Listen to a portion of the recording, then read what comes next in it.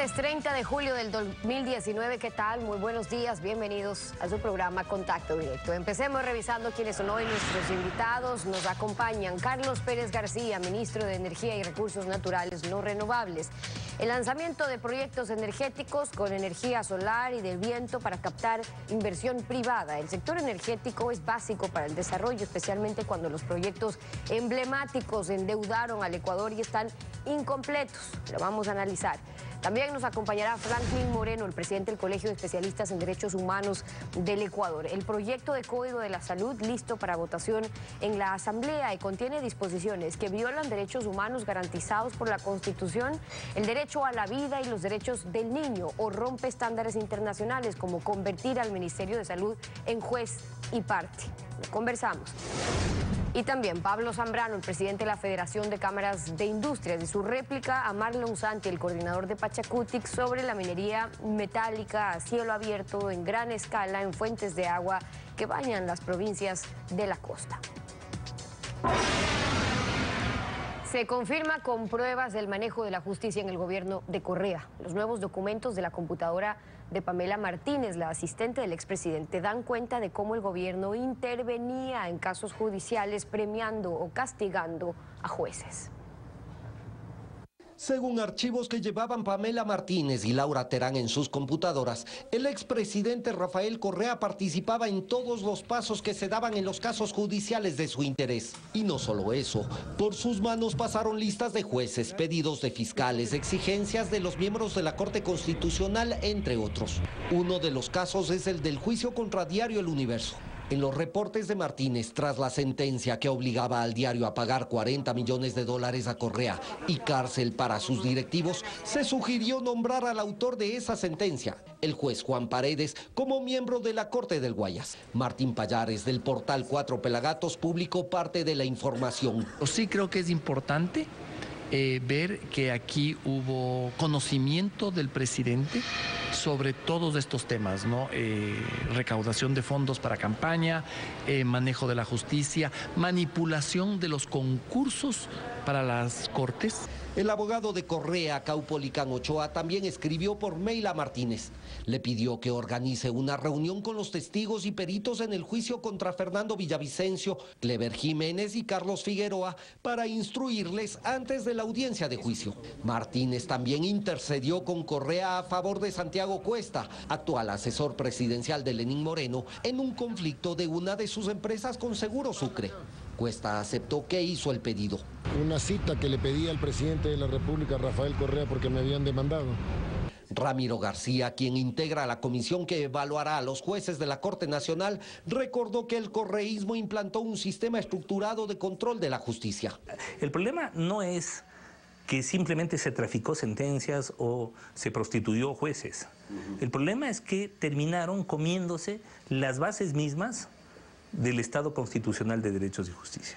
Y así como los casos judiciales, Martínez dio cuenta a Correa de pedidos de cargos, ayudas económicas, negociaciones de embajadas, nombramientos de jueces y hasta contrataciones de empresas. Información contenida en más de 20.000 páginas que ya están en manos de la Fiscalía. ¿Qué tal, Alfredo? Buenos días, ¿cómo te va? Muy bien, Estefi, buenos días, buen día a todos. La metida de mano a la justicia está viva, con una administración de justicia que exhibe 0 sentencias en firme para terminar con la impunidad del crimen organizado y recuperar lo robado, como ordenó la Consulta Popular 2018. Las pruebas de tanta corrupción están a la vista. La ciudadanía espera y espera y espera. Espera hechos y no más palabras, pues se metió la mano para no sacarla. La actualidad, los protagonistas, el análisis y la información en Contacto Directo.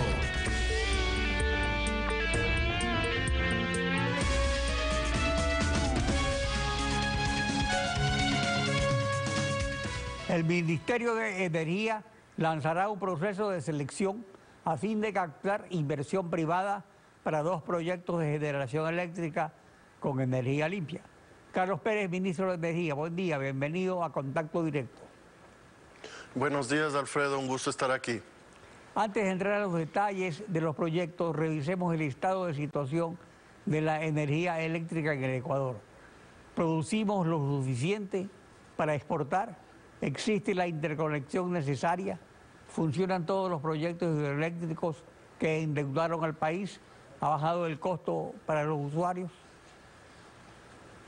Alfredo, buenos días de nuevo. Nosotros tenemos en este momento funcionando la mayor parte de proyectos, a excepción de un par de ellos que todavía no han sido implementados, que es el Toachi Pilatón y es el proyecto de gas en Machala.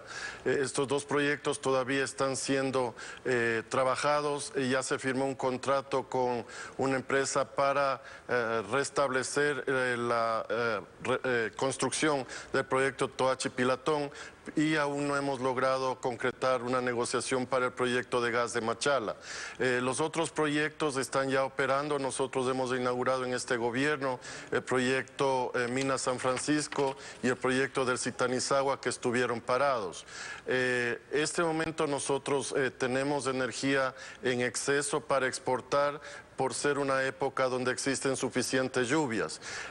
La interconexión con Colombia está funcionando adecuadamente, a pesar de que queremos incrementar su capacidad, y la interconexión con Perú está en diseño este momento y se espera concluir para el año 23 una interconexión de 500 kV que nos permita exportar energía hacia el sur del país.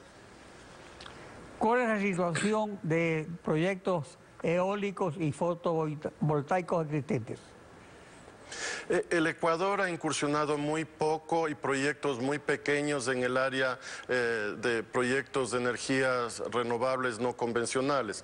Tenemos sí algunos proyectos eólicos y solares en el país, pero son pequeños. Los dos proyectos que se lanzan hoy día ya son proyectos de mayor magnitud. El eólico es de 100 megavatios, Villonacos 2 y 3 en la provincia de Loja, y el proyecto solar de 200 megavatios en la provincia de Manabí. Estos dos proyectos, como le dije, son proyectos de energías renovables no convencionales que ya le permiten dar el paso al país a proyectos de mayor escala, que son parte del portafolio de proyectos que tenemos que avanzar.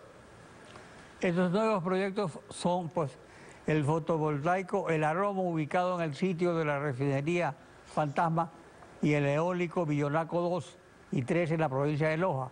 El primero es nuevo, el segundo continuación de un proyecto inaugurado hace 6 años. ¿Cuál es su razón de ser y utilidad, su costo y beneficio? ¿Cuánto cuestan los proyectos? Sí, el proyecto Villonaco 2 y 3 es continuación del Villonaco 1. Villonaco 1 es un proyecto pequeño de alrededor de un poco menos de 20 megavatios que está funcionando y tiene un factor de planta muy bueno, y se ha demostrado que las condiciones de viento en la zona son excepcionales para este tipo de proyecto. Así que yo creo que ya ha habido una demostración de gran interés de las empresas que quieren hacer este proyecto. El otro proyecto solar para hacer en el Aromo no será exactamente en las áreas que fueron niveladas para la construcción de la refinería, sino en unas zonas aledañas pegadas a la zona que se trabajó. Estos proyectos tienen un valor aproximado de 400 millones de dólares, de los cuales 200 cada uno de ellos, para lanzarlos y buscar esta inversión privada a la que usted hizo referencia, en donde el Estado no pone dinero, sino será la empresa privada que a su cuenta y riesgo haga la inversión y recupere esta a través de la tarifa. Quien oferte la menor tarifa y la mayor cantidad de energía será la empresa que gane el concurso que va a salir en los próximos días, horas. Ya que nos referimos al sitio de Aromo, ¿hay interés en invertir en la nueva refinería del Aromo? Nosotros estamos trabajando en unos nuevos términos de referencia que estarán listos el próximo mes. Hay interés, pero lo que nosotros estamos viendo es que no necesariamente tiene que ser el Aromo. Por condiciones técnicas creemos que no es el lugar adecuado. En la nueva licitación se permitirá que la empresa escoja el lugar geográfico donde prefiera hacerlo, si es Esmeraldas, Manabí, Guayas, etcétera, y también que decida si quiere hacer un proyecto de 100, 200 o 300 300.000 barriles diarios de procesamiento. Todo esto pues da una transparencia y una flexibilidad. El país requiere hoy por hoy, importa alrededor de 100.000 barriles diarios de derivados y esos 100.000 cubriría la demanda local. Y si es adicional a eso, pues proyectaría las demandas que crecerían en el futuro. Otros 100.000 barriles nos daría un crecimiento para los próximos 10 años. Entonces, estamos abiertos a las propuestas que las empresas puedan hacer respecto de este proyecto que próximamente será también lanzado al mercado. En todo caso, no habrá endeudamiento ni inversión del Estado. Así es, nosotros hemos cambiado totalmente esa estrategia, buscamos que la empresa privada venga y haga su inversión, se les concesiona el proyecto por un X número de años dependiendo del proyecto y las empresas recuperarán su inversión a través de la venta de energía o a través de la venta de derivados y lo que nosotros vamos a exigir obviamente en el caso de derivados es que sean derivados con estándares internacionales, al menos Euro 5 para mejorar la condición ambiental en el país. Pasando a otro tema, ¿han avanzado y en qué sentido las negociaciones con China y Tailandia sobre preventas petroleras? Nosotros estamos conversando con las 3 empresas que tienen hoy por hoy contratos. Lo que estamos buscando es negociar fondos adicionales sin comprometer crudo adicional y eso obviamente estamos en conversaciones, como le digo. Una de las discusiones principales es el cambio de la fórmula que existe en esos contratos y estamos buscando una forma de que esa fórmula sea más justa para el país y sobre todo que esté amarrada a las ventas de spot que nos han dado buenos resultados al obtener mejores precios por el crudo ecuatoriano. ¿De qué porcentaje sobre su producción petrolera dispone el Ecuador? ¿Solo para pequeñas ventas spot? A ver, la disponibilidad es muy pequeña en este momento porque una gran parte se utiliza para la producción nacional, luego otra parte está comprometida con estos contratos a largo plazo y nos quedan pequeños remanentes en base a la producción incremental que hemos logrado en este par de años. Entonces, yo diría que alrededor de un 5% de la producción es la que está destinada al mercado spot. Obviamente eso nos ha ayudado a mantener el precio del crudo ecuatoriano en el mercado internacional a mejores niveles de los que teníamos anteriormente cuando no se hacían este tipo de contratos. Conforme los contratos vayan terminándose, nosotros tendremos mayor crudo disponible para poder negociarlo en otro tipo de contratos. Eso ya será un monto significativo, un volumen significativo a partir del año 2021, donde empezarán a terminarse los contratos y el último contrato de estos de largo plazo terminaría en el año 24. Entonces todo esto hace que nosotros podamos mirar hacia el futuro y programemos unas ventas más allá de estos plazos donde tengamos una mayor disponibilidad de crudo. En todo caso, se piensa eventualmente en que se podrían obtener nuevos créditos con China en mejores condiciones que las anteriores. Por supuesto, ese es el plan. Estamos trabajando con el Ministerio de Economía y Finanzas y la idea es buscar siempre mejores condiciones para el crudo, tener mejor precio por nuestro crudo y segundo, mejores intereses en los préstamos que se puedan conseguir. Eso ya lo maneja el Ministerio de Economía y Finanzas y nosotros apoyamos esa gestión en lo que sea necesario. ¿Se cumplirá la meta de aumentar la producción? Sí, nosotros hemos aumentado, ya en este momento estamos en 545.000 barriles de producción diaria, esperamos llegar a los 580.000 barriles diarios. La meta original que nos habíamos propuesto de 700.000 barriles para el año 21, creo yo que no va a ser posible en vista de las limitaciones que hemos tenido de implementar nuevos proyectos en las zonas en las que existe producción. Por ejemplo, nosotros hemos limitado a la utilización de las plataformas A y B en Ixpingo que están fuera de la zona de amortiguamiento. Esa fue una decisión del Gobierno Nacional del presidente Moreno al respecto, y no desarrollaremos las otras plataformas que estaban dentro de la zona de amortiguamiento, que si bien es permitido por ley, por una decisión del presidente Moreno no lo vamos a hacer. Eso significa obviamente menor producción, así como otras, como es el caso del suroriente ecuatoriano, que no se ha licitado, por ejemplo, los bloques 86 y 87 que están en esta zona. Y para cerrar, ¿qué porcentaje de la producción petrolera nacional está reservada por las preventas a China? A ver, varía, como le digo, de año a año, mes a mes, conforme vamos bajando. Este momento el saldo es alrededor de 300 millones de barriles, lo que queda todavía por entregar a China, y está planificado en hacerlo en embarques diarios, mensuales, hasta el año 24. Carlos Pérez, ministro de Energía, gracias por acompañarnos en Contacto Directo. Muchas gracias, Alfredo. Muy buenos días. Estefi. Son las 7 de la mañana con 17 minutos. Vamos a una pausa y al regresar estará Franklin Moreno, el presidente del Colegio de Especialistas en Derechos Humanos del Ecuador. Y hablamos sobre el proyecto del Código Orgánico de la Salud. Respeta las garantías constitucionales sobre derechos humanos. Al volver.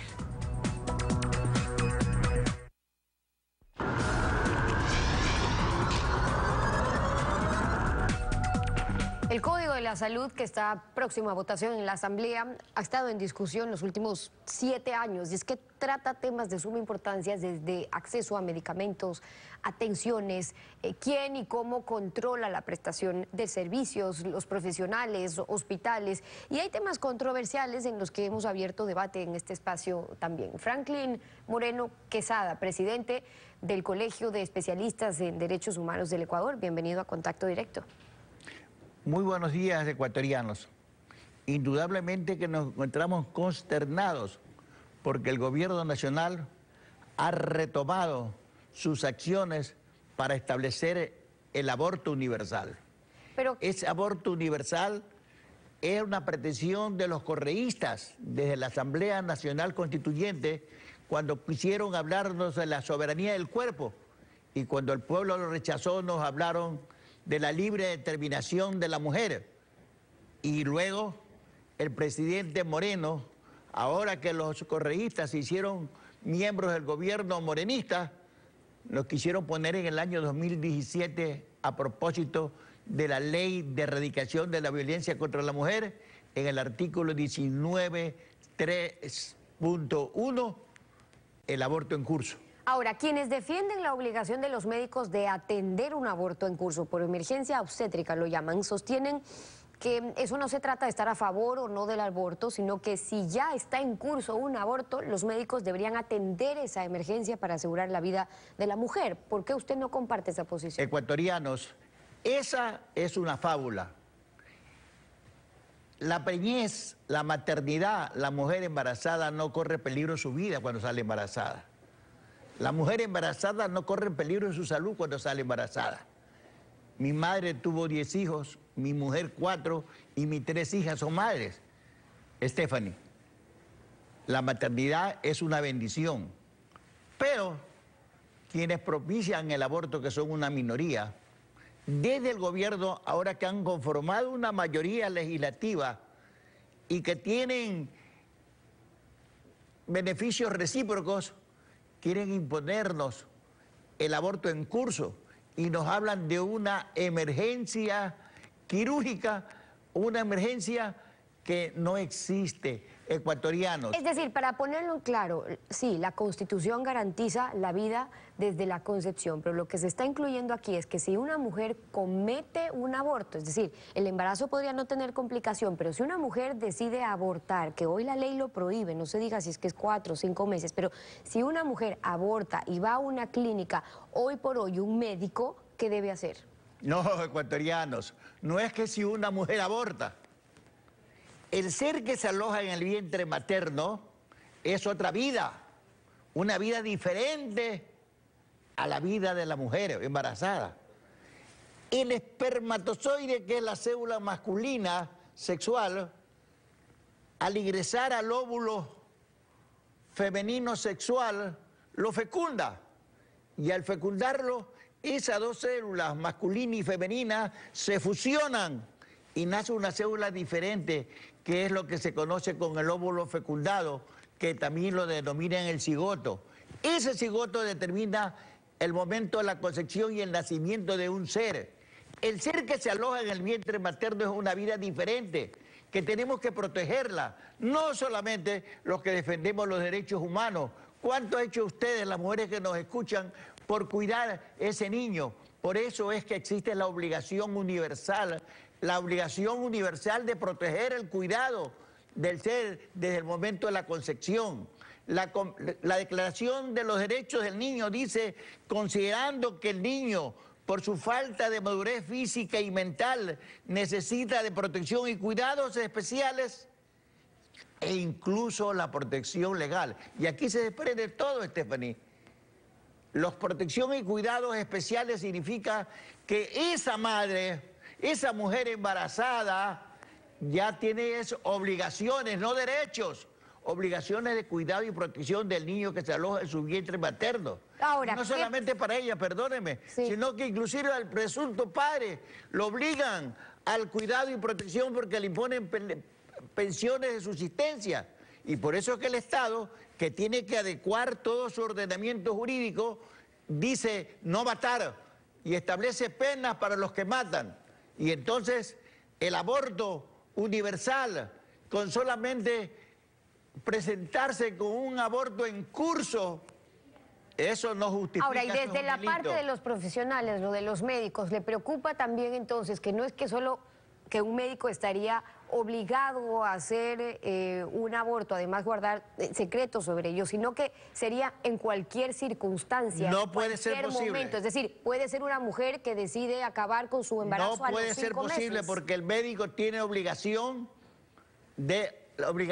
objetiva de cuidado. La obligación objetiva de cuidado lo obliga a averiguar cuáles son las causas que manifiestan ese cuadro del supuesto aborto en curso. Porque si no, ese médico también sería responsable de practicar el aborto en curso. Y no es tan permitido el aborto en curso que el mismo Código Penal establece sanciones cuando la mujer consiente y provoca el aborto.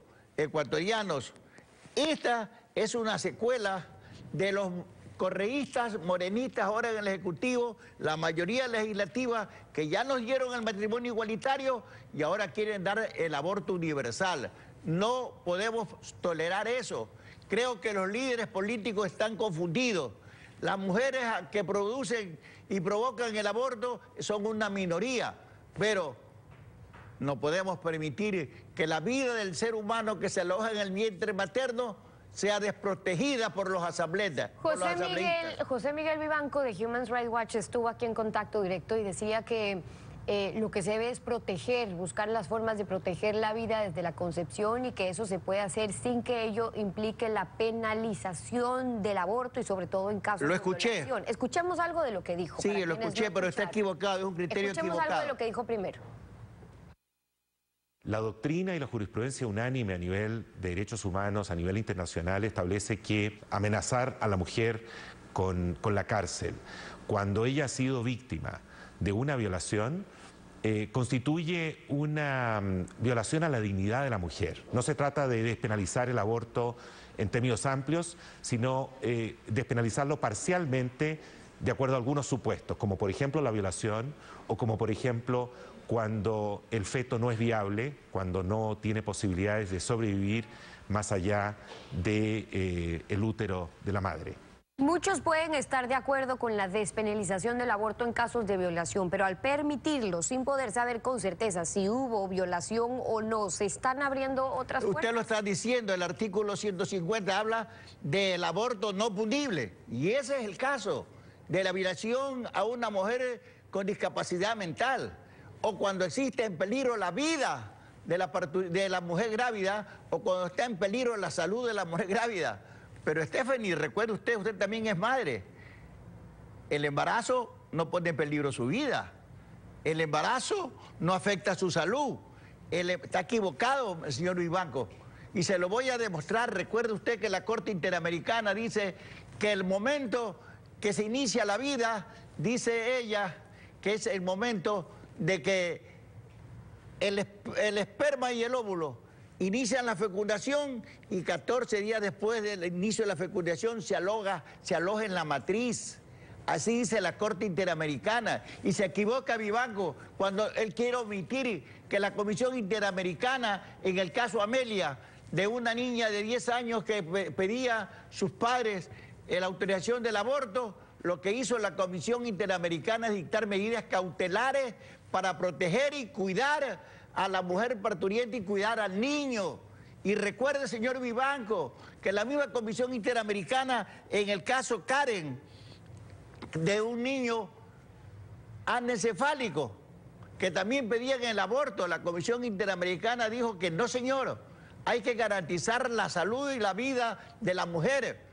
Y efectivamente se garantizó la vida de la mujer. La señora dio a luz, aunque lógicamente el feto por ser anencefálico tuvo una consecuencia funesta, pero no, señores ecuatorianos. El embarazo es una bendición. ¿Cuántos millones de habitantes tiene la humanidad? ¿O qué quieren? Que no, las mujeres ya no den a luz. Ahora, usted decía que parecería que los líderes políticos que disponen la votación también de sus asambleístas prefieren no tomar posición sobre estos temas. ¿Está pasando más aquí, pesando más el temor electoral? Yo creo, con todo respeto a los líderes políticos, que están pensando en las urnas y están menospreciando la vida. Si es prohibido matar y se impone una sanción a la mujer que provoque el aborto y los asambleístas autorizan el aborto, quiere decir que el escuadrón de la muerte está en la Asamblea Nacional.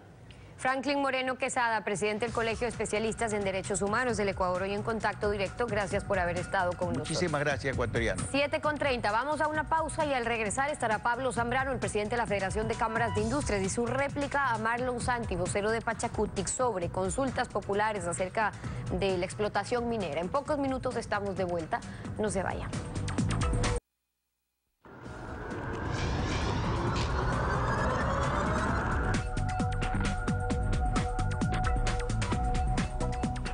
Respecto a la minería metálica en fuentes de agua, la CONAIE ha decidido solicitar una consulta popular a nivel nacional. Marlon Santi, coordinador de Pachacutic, así lo anunció. El tema de la consulta en Azuay va, porque así lo ha decidido el pueblo azuayo.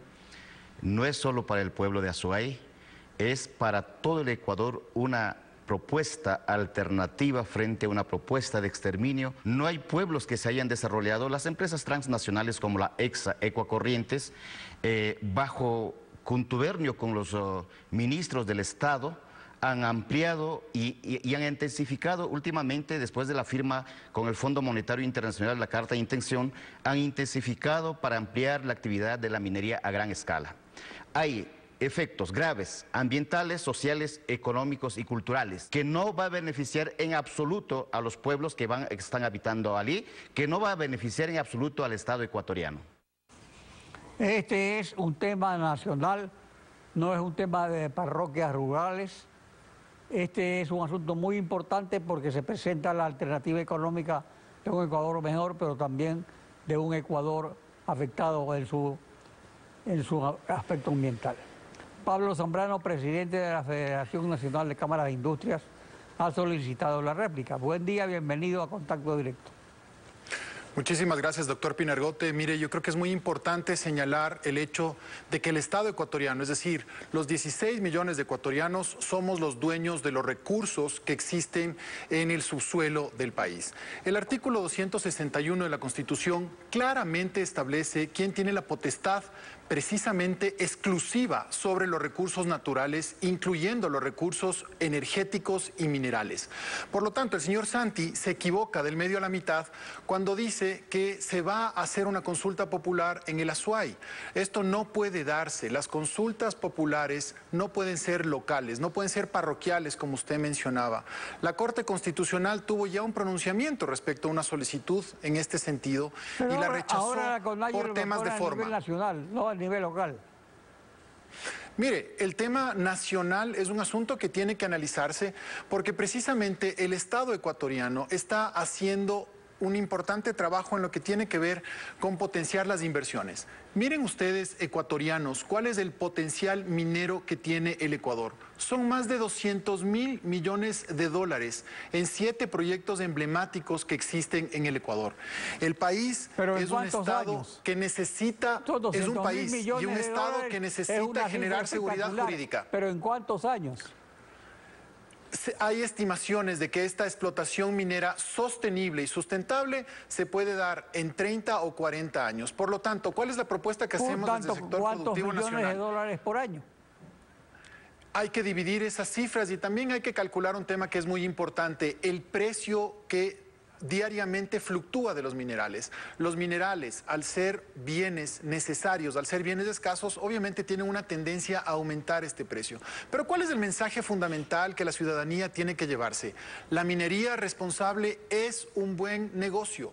La dicotomía no está entre minerales o agua, minerales o recursos naturales. La dicotomía está entre hacer una minería responsable, técnica, que tiene estudios ambientales, que está vigilada por el Estado, o tener ese caos que tuvimos en Buenos Aires, en la provincia de Imbabura. Por lo tanto, no tenemos que equivocarnos. Pero se pone el ejemplo de Buenos Aires, pero eso es otra cosa.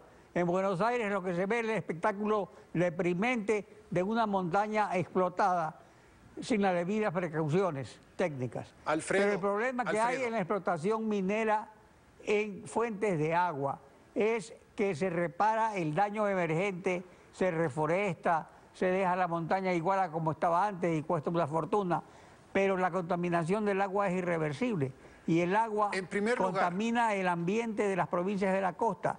El problema no es de los indígenas desplazados en la montaña, que son un puñado de indígenas. Mire, el tema es del siguiente. En Buenos Aires había una concesión minera legal, es decir, concedida por el Estado, otorgada por el Estado y fue invadida. Esto se puede dar en otros lugares del país. Por lo tanto, nosotros pedimos a las autoridades que hagan velar ese artículo 82 de la Constitución, el derecho a la seguridad jurídica. Por otro lado, Alfredo, el tema de las fuentes de agua y el tema de las zonas sensibles está dilucidado tranquilamente y perfectamente en la Constitución, pero además también esto se refuerza con una consulta popular que se hizo en mayo del año 2018. En esta consulta popular se estableció claramente que no pueden llevarse a cabo actividades mineras metálicas en zonas sensibles, en zonas urbanas, en áreas protegidas. Por lo tanto, la Autoridad Nacional es quien debe velar fuentes este tema. de agua, decía zonas intangibles. Pero son zonas protegidas, son zonas protegidas, perdóneme, los humedales son zonas protegidas. Entonces ahí no va a existir, y ecuatorianos, por favor, no nos dejemos de engañar, no va a existir actividades mineras en humedales y en zonas protegidas, porque está prohibido expresamente por la Constitución del Ecuador. Pero hay un informe de Contraloría que señala que en la Cordillera del Cóndor sí va a haber los proyectos de explotación minera en zonas de fuentes de agua, en zonas protegidas. Ese es el problema. ¿Qué es lo que ocurre en el Ecuador? Las zonas en las cuales está la minería se encuentran precisamente en la zona austral, en la zona sur del país, este gráfico lo señala claramente, y también están en el área, en la olla interandina, ¿no es cierto?, al norte. Lo que hay que hacer precisamente es otorgar concesiones como las que están en este momento, que son concesiones legales, son concesiones legítimas que están bajo vigilancia de las autoridades. Alfredo, es muy importante que la ciudadanía conozca que antes de que una empresa tenga los permisos necesarios para poder entrar a operar, requiere autorización de la Senagua, del Ministerio de Ambiente, requiere autorización del Ministerio de Agricultura y de otras autoridades públicas que precisamente están velando por el interés de todos los ecuatorianos. Pero esa no ha sido la experiencia del país. O sea, esas entidades lamentablemente no han velado por el interés del país, sino por el interés de las compañías. Alfredo, el interés del país se da precisamente en que exista una explotación racional, razonable y técnica. Nosotros nos mantenemos en nuestra posición de que la minería responsable es positiva para el país. La minería responsable y la legalidad es un buen negocio para el país y las autoridades nacionales y la ciudadanía en general estamos obligados a verificar que esto ocurra. Caso contrario puede venirse un caos en el país. Por eso nosotros hacemos un llamado a la Corte Constitucional, que es la entidad que se pronuncie en el fondo y establezca claramente que estas cuestiones de recursos naturales no pueden estar sometidos primero a consultas populares locales y en segundo lugar el interés nacional prima. Bueno, pero eso ya está definido, no pueden ser consultas locales, pero lo que se pide ahora es una consulta nacional. Entonces usted no se opone a la consulta nacional. Eso no dijo Marlon Santi. Marlon Santi dijo que la consulta popular en el Azuay va porque va, cuando ya fue rechazada pero ahora será a nivel nacional. Es que hubo reuniones en Cuenca la semana pasada, aquí también estuvo el gobernador de Cuenca, que se refería a eso. Yo creo que es muy peligroso que se someta a consulta popular un tema estratégico, un tema que va a ayudar al desarrollo del Ecuador. Nosotros no podemos dormir tranquilos mientras en el Ecuador siga habiendo desigualdad social, siga habiendo pobreza, siga habiendo altas tasas de desempleo, tengamos un déficit fiscal, no tengamos las cuentas fiscales equilibradas. Por eso es que estos recursos son necesarios para todos los ecuatorianos. Desde el sector Pero estos recursos afectarían las exportaciones no petroleras de la costa, porque hay una fase de la explotación que es hecha con minerales como arsénico, como cianuro, que van a contaminar las aguas de la costa. El arsénico y el cianuro están prohibidos de acuerdo con las normas ambientales en el Ecuador. La minería industrial responsable no utiliza, repito, no utiliza dentro de sus procesos ni arsénico ni ninguno de estos metales pesados. Precisamente existen técnicas desarrolladas, técnicas de nueva generación que no permiten la utilización de estos metales pesados en los procesos de transformación de los minerales que se extraen del fondo de la tierra. ¿Existe algún informe técnico de un organismo independiente sobre la materia? Hay informes justamente de universidades, hay las experiencias además que existen en el extranjero y sobre todo en la ley ecuatoriana está prohibido el uso del arsénico y el uso del plomo. Quienes utilizan precisamente estos materiales, estos metales pesados, son los mineros ilegales y eso es lo que nosotros tenemos que combatir en el Ecuador. Desde la Federación Nacional de Cámaras de Industrias del Ecuador queremos pedir que se respeten los derechos de las compañías que han recibido su concesión en méritos y en base a la ley. Usted, que es un internacionalista, conoce muy bien aquel principio, pacta sunt servanda, los tratados y los contratos deben ser cumplidos. Y el Ecuador también entraría en un proceso muy complejo si es que se dan reclamaciones por parte de estas compañías extranjeras en el arbitraje internacional. Entonces, recapitulando, es fundamental que se respete lo que dice el artículo 261 de la Constitución, el artículo 313 de la Constitución y el artículo 1, que establece que es facultad privativa del Estado, del gobierno central, el manejo de los recursos energéticos, minerales y estratégicos. Pablo Zambrano, presidente de la Federación Nacional de Cámaras de Industrias. Gracias por su participación en Contacto Directo. Gracias, Alfredo. Estefi. Así concluimos esta emisión. A ustedes también gracias a su confianza y sintonía. Nos vemos mañana, Alfredo. Mañana continuamos, rayando la desinformación en Contacto Directo. Buen día.